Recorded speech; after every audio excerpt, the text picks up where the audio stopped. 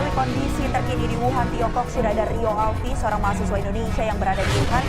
Saat ini penambahan kasus COVID-19 harian di Indonesia masih di atas angka 2.000 per hari. Ini adalah bentuk mikroskopik. Kalau dilihat di bawah mikroskop, inilah bentuk dari virus corona.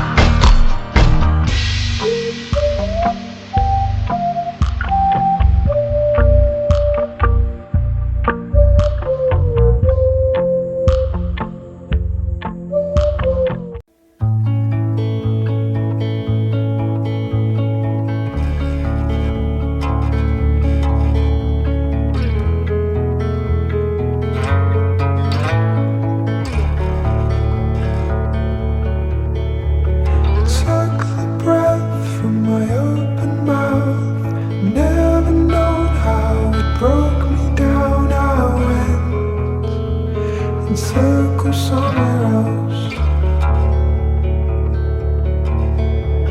Shook the best when your love was on, storing up on your summer glow. You went in search of someone else, and I hear your ship is coming in. Your tears are sea for me to swim,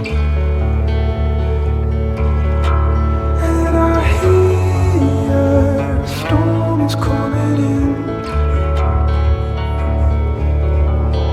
My dears, I know we've ever been.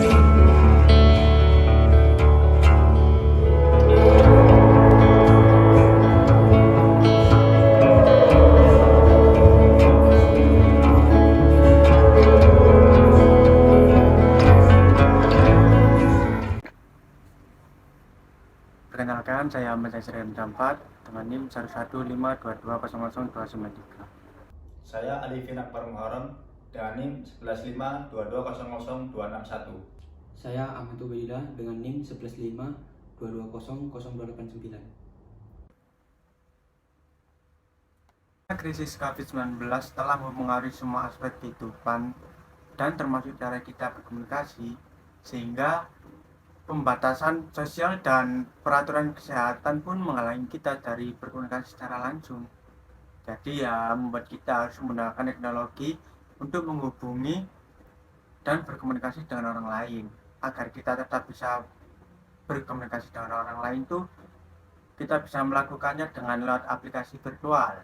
Salah satu aplikasi virtual yang sering digunakan saat ini itu adalah aplikasi Zoom. Nah, di aplikasi Zoom ini itu kita bisa berkomunikasi dengan orang lain dengan cara yang sangat jauh. Bahkan tidak hanya satu orang, tapi bisa 100 orang. Dan tidak hanya itu, di aplikasi Zoom ini pun kita juga bisa melakukan dengan cara tatap muka meskipun secara virtual dan tidak secara langsung. Karena terjadinya krisis COVID-19 ini, mau tidak mau akhirnya ya perkuliahan kita dapat terganggu juga karena kita tidak bisa melakukannya secara langsung. Jadi ya kita harus melakukannya dengan secara virtual atau online.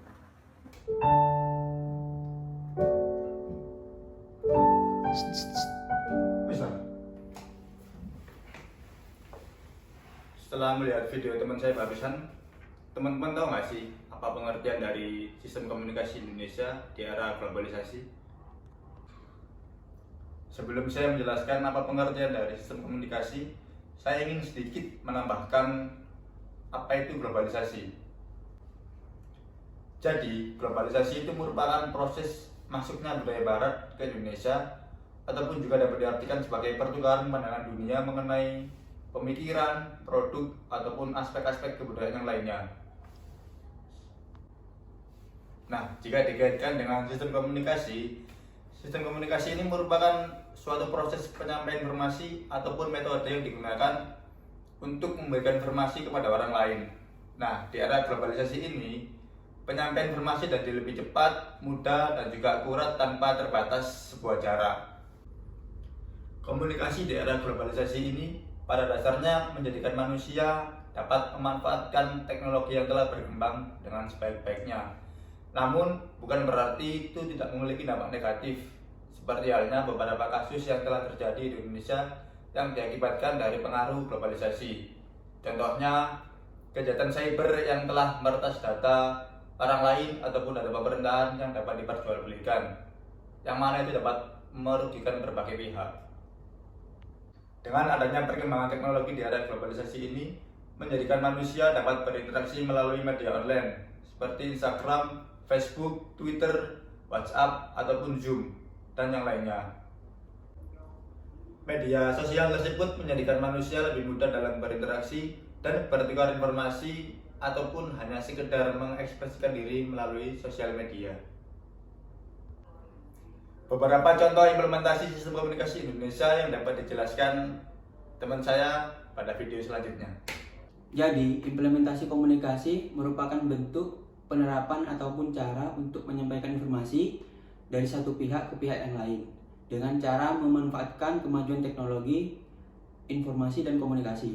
Nah, pada bidang media sosial ini memungkinkan pengguna untuk berbagi konten, opini, serta informasi, dan juga berinteraksi dengan orang lain. Media sosial juga sangat populer di era globalisasi karena dapat menghubungkan orang-orang dari berbagai belahan dunia serta membentuk komunitas dan menyebarkan informasi dengan cepat dan luas.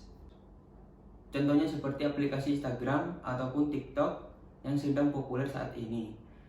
Pada aplikasi tersebut tersedia berbagai konten yang sifatnya informatif, sehingga memudahkan pengguna untuk mencari informasi seperti tempat wisata, kuliner, dan lain sebagainya. Selanjutnya pada bidang pendidikan. Nah, pada bidang pendidikan ini dapat memberikan akses atau layanan yang lebih baik serta meningkatkan konektivitas dan kolaborasi antara mahasiswa dan dosen di institusi pendidikan. Contohnya seperti Elitak dengan menggunakan internet sebagai media, tentunya memudahkan mahasiswa dan dosen untuk mengakses materi kuliah dan mengirim tugas tanpa harus hadir di kelas. Kemudian yang terakhir pada bidang perdagangan atau jual beli. Di era globalisasi ini, sistem komunikasi dapat membantu para penjual dan pembeli untuk berkomunikasi dan bertransaksi tanpa harus bertemu secara langsung. E-commerce juga memperluas pasar dan meningkatkan persaingan di bidang perdagangan. Contohnya seperti aplikasi Shopee, Tokopedia, dan lain sebagainya. Sekian video dari kami. Semoga dapat mengedukasi dan memberikan manfaat bagi teman-teman yang menonton. Ayo. Dan jangan lupa like, komen, dan subscribe. Sekian, terima kasih. Masuk.